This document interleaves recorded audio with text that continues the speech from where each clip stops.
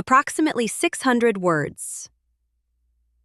The last time I visited my childhood home, my bedroom was gone. Not empty, gone. The walls had been torn down. The wooden bookshelf my grandfather built, gone. The window where I'd spent years studying, gone. My mother smiled proudly. "We finally opened up the floor plan." My father nodded. "It adds value." I quietly stared at the construction dust. "You never told me." Dad shrugged. "You moved out years ago." "It wasn't your room anymore." Maybe he was right, but it still felt like someone had erased part of my life, without even asking. Growing up, my younger brother Chris was always the future. When he wanted a bigger bedroom, mine became the obvious sacrifice. When he wanted a home office, Dad suggested knocking down my old room. Nobody asked how I felt, because nobody expected me to care. After all, I had already moved on. I did move on, just not the way they imagined. After college, I joined a commercial real estate investment firm. For 8 years, I learned one lesson. People focus on houses. Professionals focus on land. So when I finally started my own investment company, I never chased expensive homes. I quietly bought neighborhoods. One property, then another, then entire blocks. Most sellers never met me. Everything happened through holding companies, exactly the way institutional investors worked. 5 years later, a major redevelopment opportunity appeared. Maple Ridge, an aging suburban neighborhood, excellent schools, growing population, huge long-term potential. My company quietly purchased dozens of properties over 18 months. Some houses, some empty lots, some rental homes, some commercial corners. Nobody realized every purchase came from the same buyer. By the end, we owned nearly the entire street, including every property surrounding my parents' house. The only house we didn't own was theirs. One Sunday afternoon, Mom invited everyone over. She proudly showed relatives the renovations. Dad smiled. "The home's worth twice what it used to be." Chris laughed. "And if the neighbors ever sell, we'll probably buy the lot next door." I almost smiled. If only he knew. Later that evening, my acquisitions manager called. "We've received one final response." "Which property?" He read the address. "The Johnson House." Directly across from my parents. I nodded. "Accepted?" "Yes." I quietly smiled. "Good. That completes the block." A week later, the city approved our redevelopment proposal. New sidewalks, luxury townhomes, community green space, retail corner. Everything depended on one remaining property, my parents' house. Without it, the street couldn't be redesigned efficiently. 3 days later, Dad called unexpectedly. His voice sounded confused. "Emily, some development company keeps sending us letters. They want to buy our house." I looked at the project map hanging inside my office. "I've heard. They're offering way too much." "I don't understand why." I smiled softly. "Maybe they have a bigger plan." Dad laughed.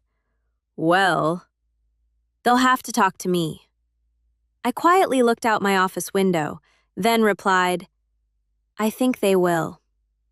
Because in less than 48 hours, my parents were about to meet the developer, who already owned almost every house on their street.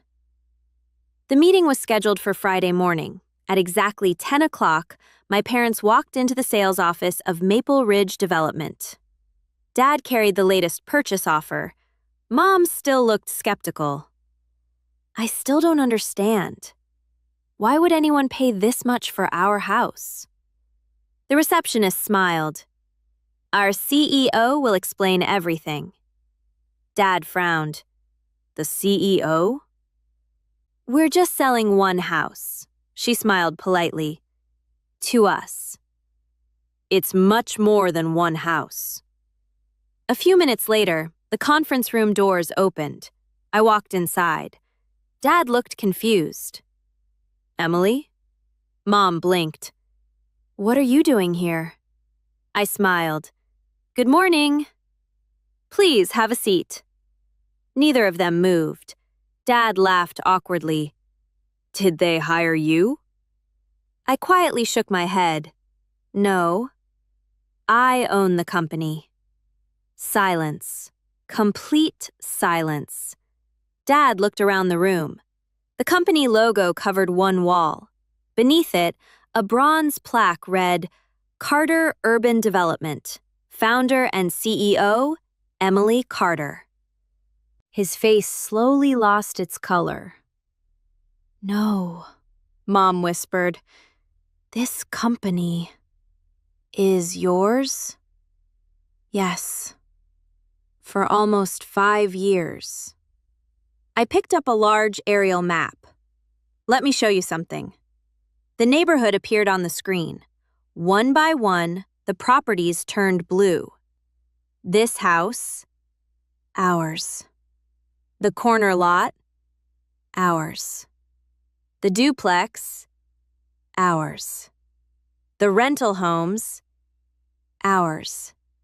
The empty lots, ours. Dad leaned closer. How many properties do you own? I smiled softly. 37. Chris's voice suddenly came from behind us. He had arrived late. What 37 properties? He stopped, looking at the map, then at me. No way. I clicked one final button. Every property on the street turned blue, except one, my parents' house. It remained bright red. Dad stared silently. What does the red one mean? I looked at him. It's the only property left. The only one? I nodded. My company owns every other property on this street. Chris slowly sat down. You bought our entire neighborhood? I did. One property at a time. Nobody spoke. Finally, Dad asked, So, the letters, they came from you? Yes. You've been trying to buy our house? I have. Mom looked around the conference room. We kept wondering who had that kind of money. I smiled gently. You never thought to ask me what I actually did. She lowered her eyes. No, we didn't. Dad sighed deeply. I spent years believing Chris would become the real estate success. Chris looked embarrassed. Dad, it's okay, he quietly admitted. Emily built something none of us even understood. I smiled. It wasn't about buying houses. It was about buying opportunities. Dad looked back at the project map. So, if we sell, what happens? I switched to the redevelopment plans. Parks, wider sidewalks, a medical clinic, local shops, affordable senior housing, a safer neighborhood. Mom smiled through tears. You aren't tearing everything down. No. I'm building something better. Dad folded his purchase offer. I owe you an apology. For what? I laughed when you studied real estate. I remember. I thought owning one expensive house made someone successful. I nodded. A lot of people think that. I never imagined. The most successful person would quietly buy the entire street. I slid the purchase agreement across the table. We're offering well above market value. You'll never have to worry about retirement. Dad looked at the contract. then looked at me. You could force us out someday. I legally couldn't, and I never would. He smiled for the first time that morning. I believe you. A month later, my parents chose to sell. Construction began the following spring. As we stood together during the groundbreaking ceremony, Dad quietly looked toward the place where my childhood room once stood. I thought tearing down your bedroom didn't matter. I looked at the new neighborhood plans. It mattered. I know. You built an entire community instead of holding on to one room. I smiled. Some memories belong in the past.